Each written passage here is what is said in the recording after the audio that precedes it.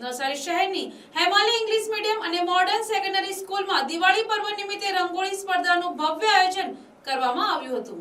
આ પ્રસંગે વિદ્યાર્થીઓએ ખૂબ ઉમંગ અને ઉત્સાહ સાથે ભાગ લીધો હતો। નવસારી હેમાલી ઇંગ્લિશ મીડિયમ અને મોડર્ન સેકન્ડરી સ્કૂલમાં રંગોળી સ્પર્ધાનું આયોજન કરવામાં આવ્યું હતું, જેમાં વિદ્યાર્થીઓએ વિવિધ ધાર્મિક અને સાંસ્કૃતિક વિષયો પર સુંદર રંગોળી દોરી હતી, જેમાં ગણપતિ બાપા, શંકર ભગવાન, બિરસા મુંડા ભગવાન સહિતના અનેક દિવ્ય પાત્રોના આકર્ષક ચિત્રો રંગોળીના રૂપમાં રજૂ કર્યા હતા। આ સ્પર્ધાનો મુખ્ય હેતુ વિદ્યાર્થીઓમાં રહેલી કલાકૃતિ અને ડ્રોઈંગની પ્રતિભાને પ્રોત્સાહન આપવાનો હતો। આ કાર્યક્રમ દ્વારા બાળકોમાં સર્જનાત્મક, રંગ સંવેદના અને સાંસ્કૃતિક ભાવના વિકસાવવા પ્રયાસ કરાયો હતો। શાળાના પ્રિન્સિપાલ તેમજ શિક્ષક મંડળે બાળકોના પ્રયાસોને બિરદાવ્યા હતા અને શ્રેષ્ઠ પ્રદર્શન કરનાર વિદ્યાર્થીઓને પુરસ્કાર આપવામાં આવશે તેવી માહિતી આપવામાં આવી હતી। આ રંગોળી સ્પર્ધાએ સમગ્ર શાળા પરિસરમાં દિવાળીના પર્વ જેવો ખુશીનો માહોલ સર્જી દીધો હતો।